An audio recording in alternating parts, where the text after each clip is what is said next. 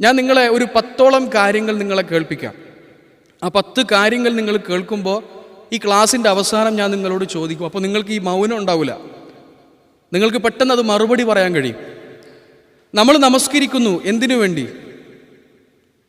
പെട്ടെന്ന് ഉത്തരം അള്ളാഹുവിൻ്റെ അടുക്കൽ പ്രതിഫലം കിട്ടാൻ, അല്ലേ? ഉംറയും അതുപോലെ തന്നെ. പക്ഷെ മറ്റു ഇബാദത്തുകളിൽ നിന്ന് ഹജ്ജിനും ഉംറക്കും ഒരുപാട് പ്രത്യേകതകളുണ്ട്.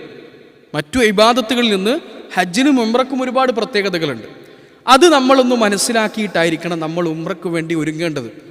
ഇപ്പോൾ 16-ാം തീയതി ഉംറയ്ക്ക് വേണ്ടി പോകാൻ വേണ്ടി നിങ്ങൾ ഒരുക്കം തുടങ്ങിയോ? ഉംറക്കിടാനുള്ള പുരുഷന്മാർക്കും മക്കൾക്കിടാനുള്ള ഇഹ്റാമിൻ്റെ വസ്ത്രമൊക്കെ വാങ്ങിച്ചില്ലേ, അല്ലേ? ചിലപ്പോൾ അവിടെ നാട്ടിൽ അല്ലെങ്കിൽ കുടുംബക്കാരെങ്കിലും സൗദിയിലുണ്ടെങ്കിൽ അവരോടൊക്കെ നമ്മൾ പറഞ്ഞു വെച്ചില്ലേ? നാട്ടിൽ ഉമ്മയോട് ഉപ്പയോടൊക്കെ പറഞ്ഞു വെച്ചു, നമ്മൾ കുടുംബക്കാരോട് പറഞ്ഞു വെച്ചു. ഇതൊക്കെ ഒരുക്കങ്ങളാ, ബാഹ്യമായ ഒരുക്കങ്ങളാ. പക്ഷെ ആത്മീയമായിട്ട് ഒരുങ്ങിയിട്ടായിരിക്കണം നമ്മൾ ഉംറയ്ക്ക് വേണ്ടി പോകാൻ. പക്ഷെ അതിപ്പോഴും നമ്മൾ ഒരുങ്ങിയോ ഇല്ലയോ ആ ചോദ്യം അവിടെ ഇങ്ങനെ കിടക്കുകയാണ്. ബാഹ്യമായി നമ്മൾ ഒരുങ്ങി, വാഹനം ചിലപ്പോൾ കമ്പനിയുടെ പേരിലായിരിക്കും, അല്ലെങ്കിൽ പെട്ടെന്നൊന്ന് മാറ്റേണ്ടതുണ്ട്. അതൊക്കെ ഒരുക്കത്തിന് അതൊക്കെ വേണം, നമ്മൾ ഒരുങ്ങിക്കഴിഞ്ഞിരിക്കുന്നു. മക്കൾക്ക് ഏതെങ്കിലും അസുഖങ്ങളുള്ള മക്കളാണെങ്കിൽ ആ മക്കൾക്ക് അവിടെ എന്തെങ്കിലും ബുദ്ധിമുട്ടുണ്ടാകുന്നതിന് മുൻപ് അതിൻ്റെ ഒരു സംരക്ഷണം എന്ന നിലക്ക് മരുന്നുകൾ കരുതി വെച്ചു. തണുപ്പാണെങ്കിൽ ആ തണുപ്പിൻ്റെ പ്രയാസത്തിൽ നിന്ന് ഒരു ചൂടിനു വേണ്ടി അതിനുള്ള വസ്ത്രങ്ങൾ കരുതി വെച്ചു. ഇതൊക്കെ ശരി തന്നെ. പക്ഷേ ആത്മാർത്ഥമായി നമ്മൾ ഉള്ളിൽ ആത്മീയമായ ഒരു ഒരുക്കം ഉംറയ്ക്ക് വേണ്ടി നമ്മൾ നടത്തേണ്ടത് ബാഹ്യമായ ഒരുക്കത്തേക്കാൾ അനിവാര്യമാണ്, അല്ലേ?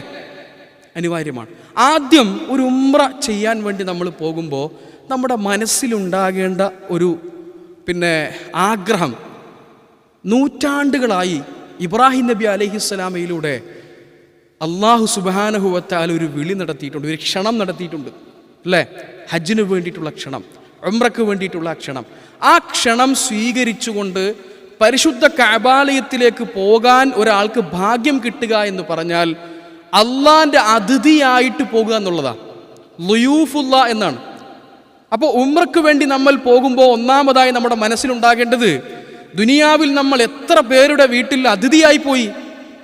ദുനിയാവിൽ കല്യാണം കഴിഞ്ഞ് ഭാര്യ വീട്ടിൽ പോയി, കുടുംബക്കാരെ വീട്ടിൽ പോയി, കൂട്ടുകാരന്മാരെ വീട്ടിൽ പോയി. ശരി, നാളിതുവരെ നമ്മൾ പോകാത്ത ഒരു അതിഥിയായിട്ട് പോകാൻ പോകുന്നത് പരിശുദ്ധ കഅബാലയത്തിൽ ഉംറയും ഹജ്ജും നിർവഹിക്കുമ്പോഴാണ്. അപ്പോൾ ആദ്യം നമ്മൾ പോകാൻ പോകുന്നത് എൻ്റെ റബ്ബിൻ്റെ വിളിക്കുത്തരം നൽകിയ അതിഥിയായിട്ടാണ് ഞാൻ പോകുന്നത് എന്ന ബോധം നമ്മളിലുണ്ടെങ്കിൽ ആ ഒരുക്കം ഒന്നുകൂടി ആത്മീയമാവും. അല്ലെങ്കിൽ സാധാരണ സൗദിയിലേക്കുള്ളൊരു യാത്രയായത് മാറും. രണ്ടിൻ്റെ വ്യത്യാസം നിങ്ങൾക്ക് മനസ്സിലാവുന്നുണ്ടോ? ആദ്യം നമ്മൾ ചിന്തിക്കേണ്ടത്, നമ്മൾ പോകാൻ പോകുന്നത് അർഹമുർ റാഹിമീനായ റബ്ബ് സുബ്ഹാനഹു വ തആലയുടെ വിളിക്കുത്തരം